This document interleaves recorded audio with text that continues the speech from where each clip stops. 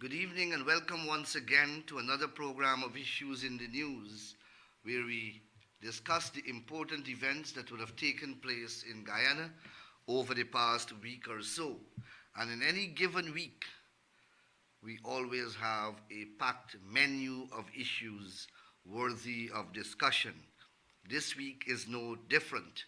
So I want to begin by welcoming each and every one of you, in particular those of you who are joining us on television from Mahaica to West Coast Berbice. Good evening. Good evening to all the folks who are joining us in Region 6 or from Region 6 on television on the east bank of the Berbice River to New Amsterdam, to Kanji, and then all the way to Molson Creek along the Quarantine Coast. Good evening. Good evening to our viewers who are joining us from Freedom Radio, Georgetown, Guyana. Welcome to all of you and good evening. Last but not least, the tens of thousands of you who are joining us on Facebook Live from my page and from many, many other different platforms. Good evening and welcome once again to another program of Issues in the News. And I want to invite you, as I would normally do, to share this program so that as many of your friends and followers can become part of the audience. I see Flatty Singh is on. Flatty is from, I believe, Philadelphia. Kapil Dev Sadhu, Shamo Gir from New York, Vijay Ram Kumar, Omar Kemraj, Ahmad Ali from Toronto, Mavis Bagwandin, Bagwandas. Mavis, happy birthday. I see it's your birthday. Parvati from New York. Mavis is from New York as well. William Reddy from Queens, New York. I saw Howard Samaru from Florida. Pamela Singh, Brad Bridgelal from Canada. Jyotis Prasad, and so many of you. Please share this program. Press that share button on your phone or on your television, whatever device you're using. Share this program, share this live feed, so as many of the persons that you have on your page can join our discussions. Ravi Jaichan is watching. I see Herman Bacchus, Stan Vini, Chaitramram Charitar. So we have already a few hundreds of you who are joining us on Facebook Live. As I said, I want to read your comments. I want to know that you are watching, and I want to interact with you. So please share your comments with me and also share the program so that all your friends and your followers can be part of our audience tonight. I want to begin by, first of all, reiterating and informing you that CPL cricket is here in Guyana, and we have thousands of Guyanese from overseas and thousands of foreigners from across the Caribbean, Europe, the United States, and further afield who are in Guyana to be part of CPL and to be part of Guyana's first cricket carnival. There are a series of activities that have been planned to coincide with this period where Guyana will be hosting the CPL cricket matches. So those of you who are visiting, as well as my Guyanese brethren and sisters who are in Guyana, make sure not only that you are part of the cricket festival and the cricket carnival, but ensure also that you are in the ground and part of the celebrations. Guyana, as you know, will be hosting the finals, semi-finals, and finals. So it's a big thing. It's the first time Guyana will be hosting the finals and semi-finals, or the semi-finals and finals, and we will be doing so for the next 3 successive years. So Guyana is the place to be during the month of September for the next 3 years. Mark that on your calendar from now and ensure that you are part of the celebrations that will be taking place in Guyana over the next week or so and in the next 2 years beyond 2022. So it's grand celebration, but please celebrate safely. Don't overdo the drinking. Do not drink and drive. Ensure that your conduct is lawful and do not throw caution to the wind. You can party and you can partake in all the festivities and celebrations, and you can do so safely, enjoyably, and with your health intact, so that next year you come again to be part of this massive celebration taking place in Guyana. So the cricket is here, and I will see you at the stadium and will join you at the stadium. The other thing I want to begin with, or rather what I want to begin with, is to note for your attention a news piece carried in certain sections of the media informing that Ganesh Mahipal, Member of Parliament for APNU AFC, has written apparently to the Commissioner of Information seeking the remuneration package for the recently appointed commissioners who are to inquire into the 2020 March general elections. Mahipal wants to know the remuneration package.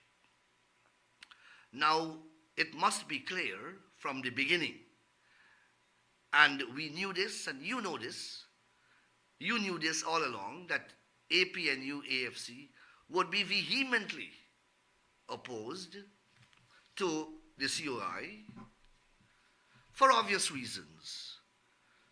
They are mortally afraid of the COI uncovering the role that they played in the various attempts that were made to alter in a fraudulent manner the results of the March 2nd, 2020 elections.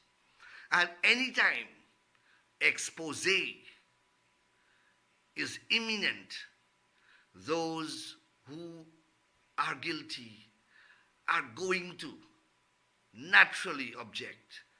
And you are seeing the manifestation of the objections, the manifestation of the pandemonium, the manifestation of the hysteria unfolding.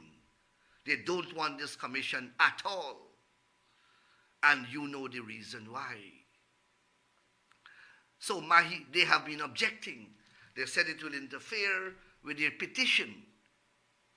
It will interfere with court cases. And they are writing from all angles. Now they are bringing in the cost factor. So let me make it abundantly clear that the COI is an expensive undertaking, as any COI staffed with the caliber of commissioners with which this COI is staffed, and the caliber of staff that will work along with the commissioners. It is an expensive undertaking. I have indicated to the press already, however, that such an undertaking is necessary and it is important, and that a monetary value cannot be placed on the benefits that are going to be derived from this initiative. The benefits are that those who acted in concert with those who were part of the rigging cabal to rig those election results must be exposed so that the public will know them and appropriate actions can be taken thereafter.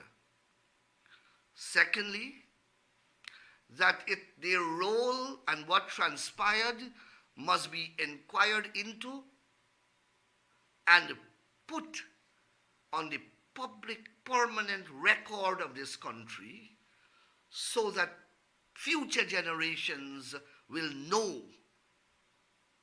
who they are and what role they played or they attempted to play in the destruction of this country. And thirdly, that this exposure and the consequences that will flow from it must redound to this not happening again. This undertaking must form the basis of a deterrent from persons who may be similarly inclined in the future. This inquiry must act to prevent this inquiry and its report must prevent others from ever attempting the type of atrocity that we witnessed on March 2nd, 2020, and the events that followed therefrom. That is the importance of the COI. And why is that important? Because from 1968 to 1985, Guyana and Guyanese endured rigged elections in this country, resulting in political dictatorship and authoritarianism. That led to the breakdown of law and order. It led to the destruction of the economy, resulting in Guyana becoming a bankrupt country, and it destroyed the lives of generations of people. And Guyana has not yet recovered from those decades of degeneration and destruction. This entire country was pauperized. Guyanese children were malnutritioned. Guyanese ran from this land and left all their belongings and valuables here just to get away from political dictatorship and violence. Politicians murdered their political opponents in the style of governance that was being practiced. This inquiry must ensure that those things do not happen. And if you think that this inquiry is expensive, well, then you assess the monetary value of the destruction which took place when elections have been rigged in this country. And then you will understand that the monies that are going to be expended here is of a minuscule value when you compare the damage that rigged elections have done to Guyana and its people. So, yes, Mahipal, it is going to be an expensive undertaking. And I want to assure that every single cent of the monies that are going to be expended will be made public because it is public funds. We are going to make it public. But they are not worried about the money. What they are worried about is the exposure. What they are worried about is what the Commission of Inquiry may expose. That is what they are worried about. And the consequential actions which may flow therefrom. So, the monies expended and to be expended are going to be made public. They have to be appropriated from the Parliament. So it's not a secret commission. So Mahi Paul doesn't have to go and write any commissioner of information. The information will be made public. And the government and the people of Guyana will benefit tremendously from that expenditure, as they are benefiting now, because their will was respected at the last elections. Mahi Paul and his grouping wanted to catapult us back into dictatorship, into bankruptcy, into destruction. That is what they wanted. We are not going back there. Not this generation of Guyanese. We are not going back there. That is where they want us to go. So it's not about money. It was never about money. It is what they want. And where would we have been if we didn't get 100 countries, governments to come out and support us? Where would Guyana have been today? Were those elections allowed to be rigged? Guyana today would have been a pariah. You think CPL finals would have been hosted here? You think that billions and billions of dollars of investments that are flooding this land would have been here? You think the tens of thousands of foreigners who are in this country today would have been here? You think the many five-star hotels that are being constructed and the various investment opportunities that are unfolding in Guyana, you think that would have been here if those elections were rigged, were allowed to be rigged? Guyana would have been again a pariah. The CARICOM would have shunned us. The US government would have shunned us. The European Union would have shunned us. And the 100 countries that stood on our side and stood on the side of democracy would have considered us a pariah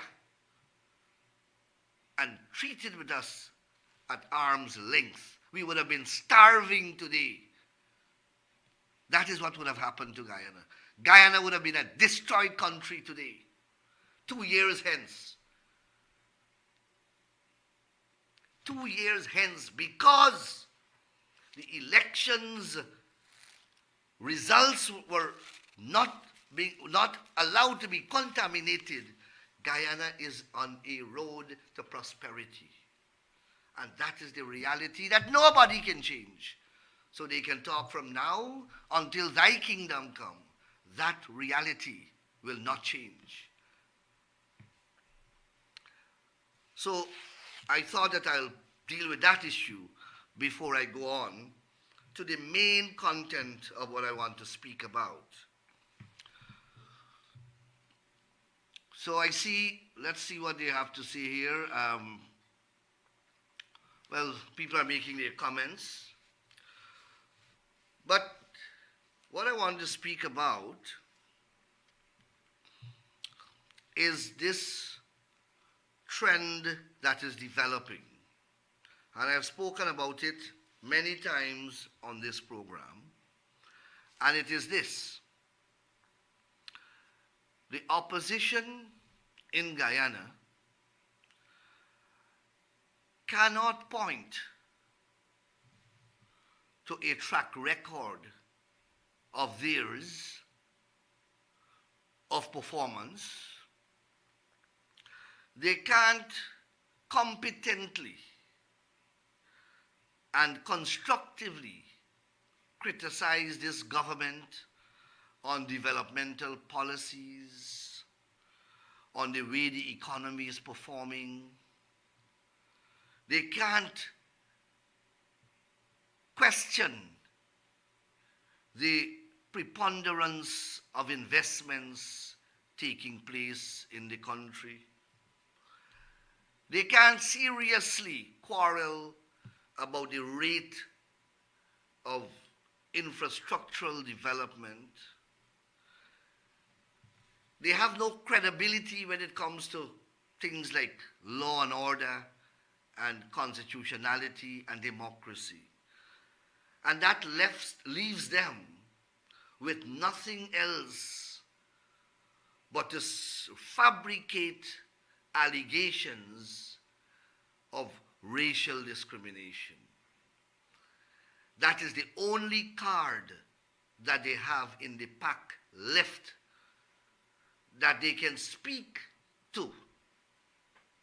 So every single day they come out with one false narrative after another.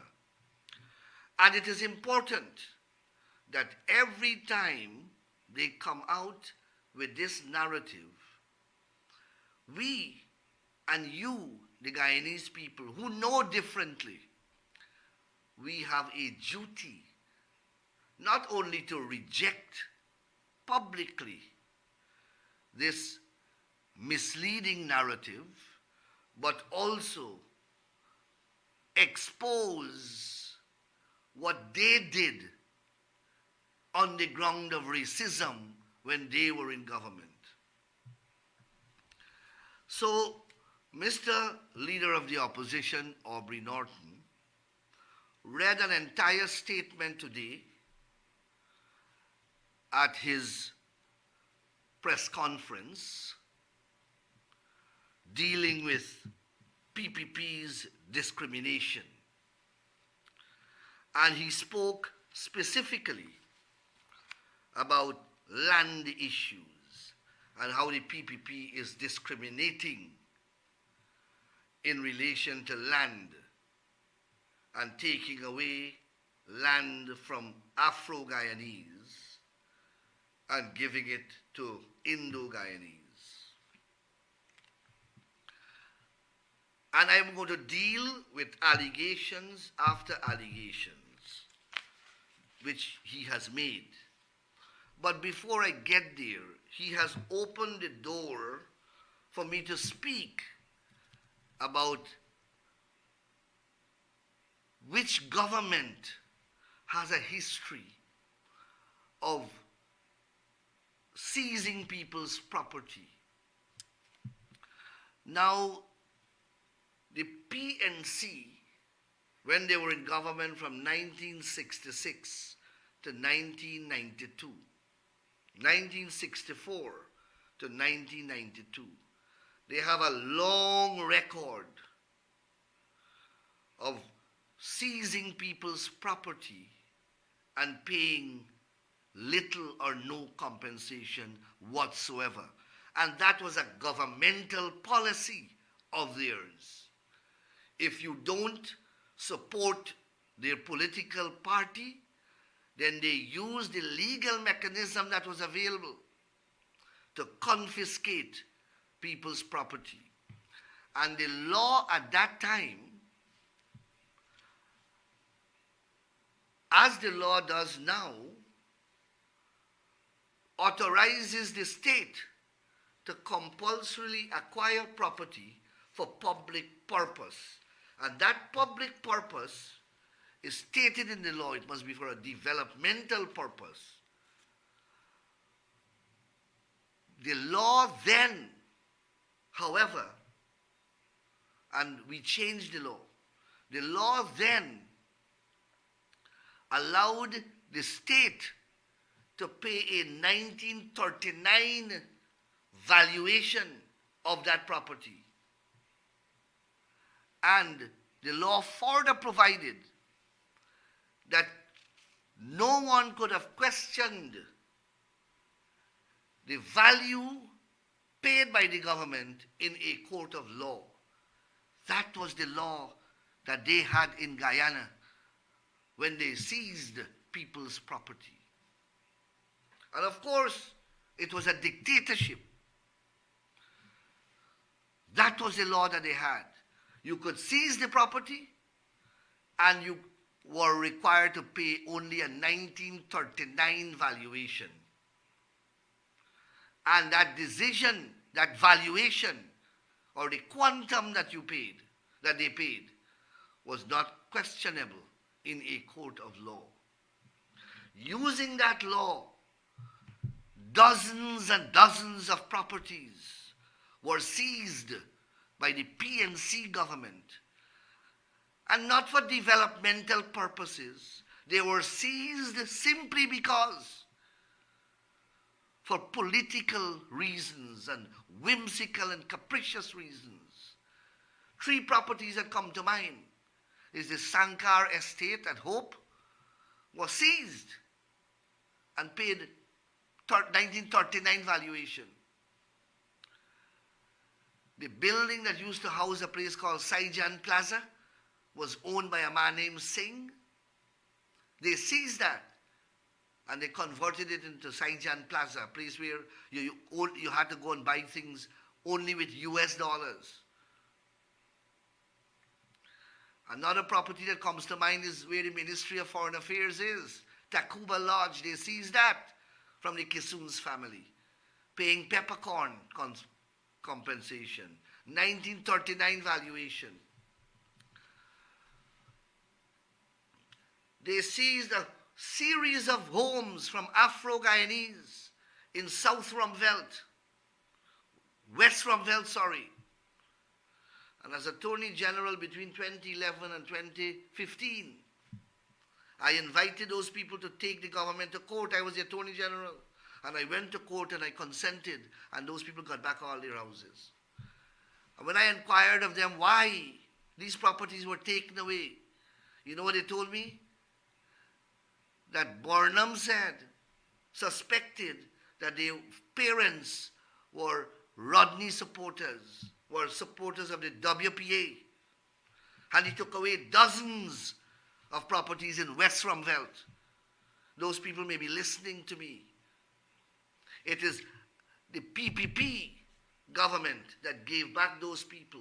And they were all Afro-Guyanese. The thing is that we don't make these things public. I was the Attorney General who did that for the PPP government. One of the changes that we made to the Constitution was that we removed that offensive provision that allowed the government to only pay 1939 value, and we changed that to market value, current market value, so that the state now can acquire property but must pay market value for it and must only acquire for a developmental purpose. And anyone can question it in the court of law. That is how we have changed the law. Norton, Mr. Norton, his hero is Forbes Burnham. He should be the last one in the PNC, of which he's the leader, should be the last one to talk about proprietary interest and proprietary rights in this country. They have no track record. They have a track record of seizing people's property and paying them 2 cents. That is why so many people fled this country and went and applied for refugee status in Canada and all over the place. They left their property and ran because nothing was safe. They were not safe and their properties were not safe. And today, Aubrey Norton believes that people will forget that. And he is lecturing people. Let me fast forward to when they were in government. And you have been listening to me for years, and I've highlighted how many properties they seized while they were in government. Just 2015 to 2020, the rice farmers from West Coast Berbice are still there. 50 leases they took one time. David Granger revoked them all. They seized the Red House from the Chedi Jagan Institute. All of that we had to go to court and win. That was only the other day. And this guy is speaking about unlawful land acquisition. And I'm going to deal with the allegations, but I just want you to reflect. And it's not that they didn't give lands. They gave lands, but only to their cronies and friends, as I keep saying. And I'm going to deal with some of them right here in answer to these allegations that Mr. Norton has made. So I want to put this land issue, this acquisition of land and the seizure of land into a context to show that the PNC and Aubrey Norton should never be speaking on these issues because of what they have done in government. And you know, that is it. They will never be able to run away from their history and their past. They want people to forget it. That's why they keep changing their names. APNU, PNCR, PNC. But it's the same people. The people of Guyana gave them a chance between 2015 and 2020. And they did exactly what they were accustomed to doing. So let us deal with the press conference now. Now let me begin by recognizing that when they were in the government, they shared out hundreds and hundreds of acres of state land. They sold them, they leased them without any public advertisement process, without any public process whatsoever. And that is why only their friends and cronies benefited. There was no public advertisements that Guyanese saw to say that Wales Estate, one can go there and apply for land, or Ogle lands were being sold, or at Providence land was being sold. No advertisement. So that the public, the ordinary Guyanese, never had an opportunity of knowing that this option was available to them. Yet, hundreds of acres of land were gifted away in the most non-transparent manner. And when you examine the transaction one by one, none of the transactions were paid for. None were fully paid for, not a single one of them. Some of them, a few percent was paid down and people got title and people got full leases. The lands were landlocked, most of them. They were so incompetent that they didn't even demarcate road and delineate the land. So one land was behind another, there was no road to get to the land. And none of the people paid off for these lands, but they all got title and leases. That is why when we went into government, 90% of the people came forward and give us back the land. Voluntarily, they gave up the land because they realized, one, they can't pay for it. Two, they couldn't get to the land. They were landlocked. There was no road or nothing. Three, none of them could complete the sales, or many of them couldn't complete by paying off the balance of the purchase price. The entire thing stank to heaven. The corruption was repulsive, the level of corruption. And as I said, more than 90% of the people came in and they gave back their title and they said they don't want any problem. They understood. There is a man who got 200 acres of land, 200 acres. And you know what the agreement says? Somewhere in Ogle. That is what the agreement says. 200 acres at $1 million per acre. $1 million per acre at Ogle, one of the primest pieces of real estate in the country. 200 acres, $1 million per acre. And his agreement says somewhere in Ogle. He doesn't have a diagram. He doesn't have a plan. That guy is afraid to come and even ask where the land is. Because as soon as he comes forward, I believe the police ought to be called in. That is the level of vulgarity and skullduggery I'm speaking about.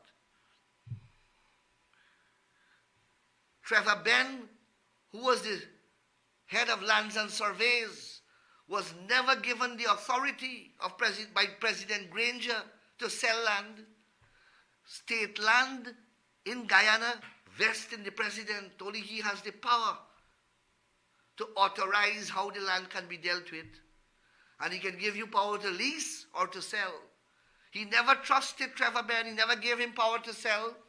But Trevor Benn sold several pieces of land and passed title to cronies. All passed illegally. We settled with those people. We settled with them. Sivan's Waste Management is one of them. Wilfred Branford is another. They came in and they said, look, they want to settle. They understand that a criminal act was committed, and we settled with them. They are Afro-Guyanese. They gifted a wharf to BK, an Indian man. A wharf value $8 billion. They give him for 20 million Guyana dollars. I spoke at length about it. $20 million he paid for $8 billion property. And he gets a clean title. 10% of the purchase price. 10% of the purchase price he pays, and he gets a full transport. He's Indian. We are going behind him too. I spoke an hour on that case that is ongoing in the High Court. So having said that, let's move into what Norton is saying now. Norton says that the PPP government took away land from an African Guyanese who owns an organization called Caring for Others Guyana Inc., Miss Elsine Richmond Shockley. He says that the PPP took away this land from this lady because she's Afro-Guyanese. Well, I have the transaction here. I have the paper here. This land is 3 acres of commercial land at Providence. 3 acres of commercial land at Providence was leased to this woman in 2017, leased to this organization for 20 years, and she never paid, leased, and she was supposed to pay a deposit of 1,950 US plus VAT, 1,950 US plus VAT, 3 acres of commercial land.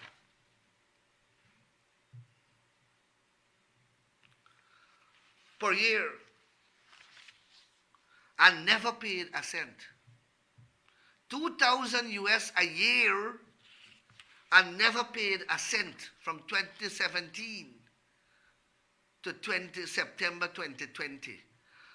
Not even the deposit. Not even the deposit to sign the lease. Look, the lease is signed. And never paid even the deposit, not even the first month rent. Nisil, the landlord, took back the land because there was no consideration in the contract. The contract is null and void. Norton today said on his program that the PPP took it back because the woman is Afro-Guyanese. That is the type of dangerous racism that they are spewing every single day. They say that we are taking legal actions to get back property at Wales and Enmore. But let them say what process was embarked upon for these people to get these property at Wales and Enmore. Many of the people are giving up the properties. They are giving up the properties because they recognize the illegality. But I'll move on. He says that PPP is regularizing Pigeon Island while bulldozing Afro-Guyanese at Mocha. Pigeon Island, as you know, is a squatter settlement that is more than 50 years old. Most of the persons in Pigeon Island have transports for their property. Most of them. There are a few, and these people are there 50 years. The mayor of Georgetown lives in Pigeon Island. I am sure he has transport. The mayor of Georgetown, Aubrey Norton mayor. There are a few people who need to be regularized, and yes, the government will regularize them. As the government is regularizing number 4, number 5, and I believe number 3 village on West Coast Berbice, all Afro-Guyanese villages. And I am leading that initiative on behalf of the government. Number 5, number 4, and the other village next door, I can't remember what number it is. I'm not sure it's number 3. They are all Afro-Guyanese village that we are regularizing now. We are regularizing the backlands of Golden Grove and Haslington. Those are Afro-Guyanese communities. Norton went there after I left. Those are Afro-Guyanese communities that we are regularizing. But Mr. Norton, we don't look at it on the basis of race. And that is your problem. That is the PNC's problem. Now the people at Mocha that he's making reference to have been living on a particular government reserve for over 30 years. It's a government reserve. They are squatting there. Since 2008,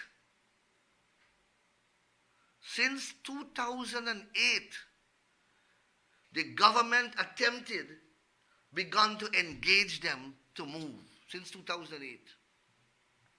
It's about 30 persons. The highway, the alternative highway running from Diamond, running from Mandela Avenue through Eccles, will have to pass there eventually. And they are directly in the path of where the road has to pass. And the Ministry of Housing went in there recently and have worked out settlement arrangements with 30 persons, 30 families, and are moving them to Farm Phase 2 and Plantation Horstelling, 2 neighborhood communities, and giving them lands to move and paying them also compensation. Norton, with a straight face, says that the government is bulldozing these people. Now there are a few, I think 2 or 3, who are causing some problems, and the government will have to find a way of dealing with them.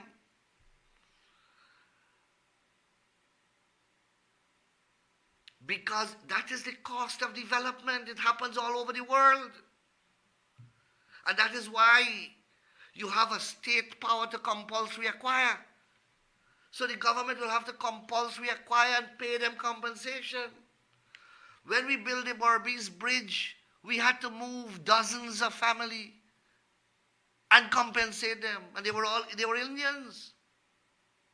When we built the Hope Canal, we had to move dozens of families, both Indo-Guyanese and Afro-Guyanese, and they were all compensated. The Demerara Harbour Bridge, the new Harbour Bridge, we have to move again. We have to take back the lands of dozens of people, Afro-Guyanese and Indo-Guyanese, and pay them compensation. The Schoonard Road that we are building right now involves the taking back of several plots of land from mostly Indo-Guyanese. We are building the pipeline now from Schoonard all the way to Wales. Dozens of plots of land have to be acquired by the state. Most of them Indo-Guyanese, some Afro-Guyanese. Norton chooses to identify Mocha to say that we are bulldozing Afro-Guyanese property. I am taking my time here so that the Guyanese people can understand the agenda of these guys and how they are distorting information to prosecute their case of racism. He then says that the PPP taking away Afro-Guyanese land from Kurukuru Co-op to give to PPP supporters. I spoke to the Minister of Cooperatives, Joseph Hamilton, and he says that what the co-op officer has done at Kurukuru Co-op is to dismantle the co-op because they're not accounting, they're not doing anything for the residents, and they're just holding on to office. And their books are in total disorder. Their accounting records, not in compliance with the law. The chief co-op officer exercising powers under the Cooperatives Act set up an interim management committee of the same village, the same community. And the government now is working with that community, and lands have been cleared for the first time for roads to go into this community. Roads are going there, but government is doing it. A police station will be built there shortly, and a health center. These are not facilities that this community ever had before. But all Norton can see is that PPP government taking away lands from black people to give to PPP supporters. And his mind, PPP supporters, you know what he means by PPP supporters? He means Indo-Guyanese. That is the racism, and that's what I'm saying, that this crop of PNC leaders and leaders in the opposition are incapable of leadership. They are not worthy to lead anybody in this country. And the Guyanese people, I am sure, are slowly coming to this realization. He speaks about some co-op in Essequibo. Minister Joe Hamilton issued 2 statements last week about this co-op in Essequibo, and yet he continues with this lie. And then look what he says about, then he goes to his favorite hunting ground, Linden. And he says the PPP and PPP taking away land from Linden. This guy, between 2006 to 2011, I've said it many times in this program, thousands of residents of Region 10 were given small forestry concessions for the first time under this government, under PPP government. They were given forestry concessions. APNU government bankrupted all of them between 2015 to 2020. Bankrupted all of them. The only area, the only region in the country that had 2 loan programs, Leaf and Lend, was Linden. Leaf and Lend, 2 loan programs for small businesses under the PPP government. And I can go on to speak about it, but let me stick to the land.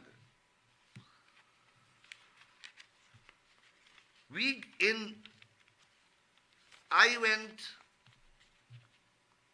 in 2020, after the elections, sometime in October 2020, I was part of a cabinet outreach to Linden. I went into the mines, and the people of Linden, I'm sure they voted for APNU. They showed me some bushes, forests, and they pointed to me and they said, that is where APNU gave us house lots. Nothing is demarcated, but they don't know, but each one of them got a number. And they don't know where the number is, what the number relates to. Nothing is demarcated, nothing is lotted out. The thing is not even weeded. It's overgrown with bushes and trees. And they just give them one chit and they said, right there your house lots are. That is what they are doing to their own supporters. From 2020 to 2022, from August 2020 to 2022, the PPP government has distributed 416 house lots in Linden alone. 416 house lots in Linden alone. Amelia Ward. In 2 years. This is more than APNU AFC did in 5 years. The statistics are there. We did more in 2 years for Linden in terms of house lot distribution that APNU AFC did in 5 years. And this Norton, I don't think he knows anything. This guy picks up information at the street corner. This is how an opposition leader will speak. This is the type of disinformation you would spread. The PPP will be building 500 houses. 500 houses in the next few years in Linden. That is our promise. That is our promise. 500 houses in Linden. And Norton seeks to speak about land and land distribution and accuse us, the PPP, of discrimination.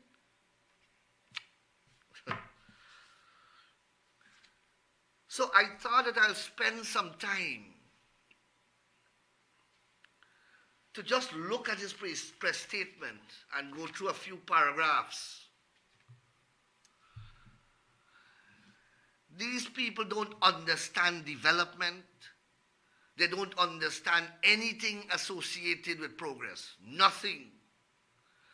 All they want. Let me stop there for the time being and move to something else. So last week,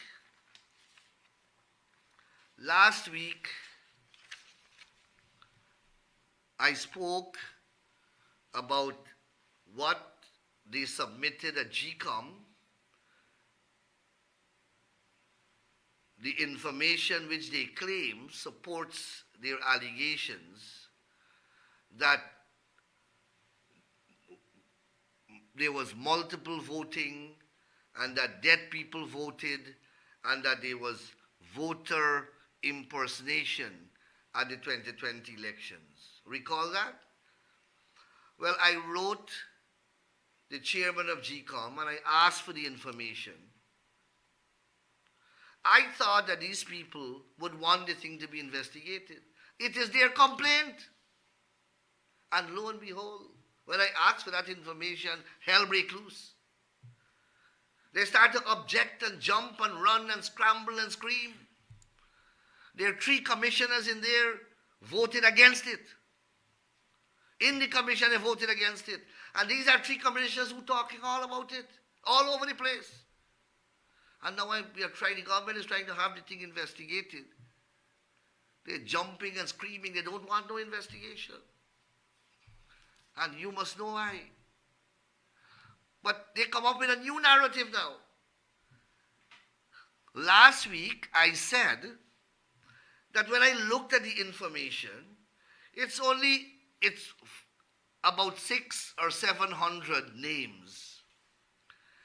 and about 500 persons came out publicly whose names were on that list and said, we are here. We are neither dead nor in America. So that the 500 people alone blew their whole case apart. So Roysdale Ford was then forced to come out and say that there were a few mistakes made. And I also made the point last week that it's only about 500 to 600, and let us assume that all those votes were given to them. They lost the elections by 15,000 votes. So 400 or 500 votes would not have made a difference. They listened to me last week, and this week the narrative changed. They said that they submitted thousands of names to GCOM. Their narrative completely changed. It is in Norton's press statement. It is in Sherwood Lowe's letter in the newspapers. Now they are claiming, suddenly, you heard them all the time, that they submitted the document to GCOM. Now when I pointed out, it's less than 700 people, and if you give them all the votes, it makes no difference because they lost the election by 15,000. Suddenly their story changes, and there's now thousands of names they submitted to GCOM. I tell you, this is a special breed of people, a special pedigree. I have never seen a pack of dishonest people than this group here. So when you submit any document to GCOM, there must be a signature. Let them show evidence that they submitted thousands of documents, thousands of names to GCOM. Their commissioners are right there. These documents that they submitted were discussed at commission meetings.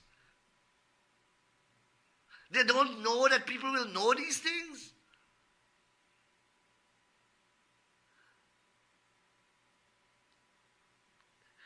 They don't even attempt to tell an intelligent lie. They tell lies that nursery school children can unearth. Nursery school students can decipher and rip apart their lies. They can't even lie properly. What amazes me though is the barefacedness of the lies. Because only last week, you said this and you make a big issue of it. And now this week your story radically changed.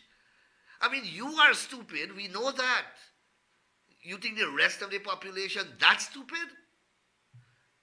I could understand that you are stupid. I think the whole world knows that. But you got to understand that the rest of the world are intelligent people. Are intelligent people. And the more they tell these lies, the more and more incredible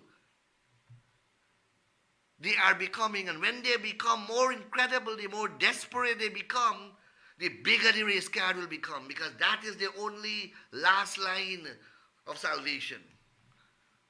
That is their last line.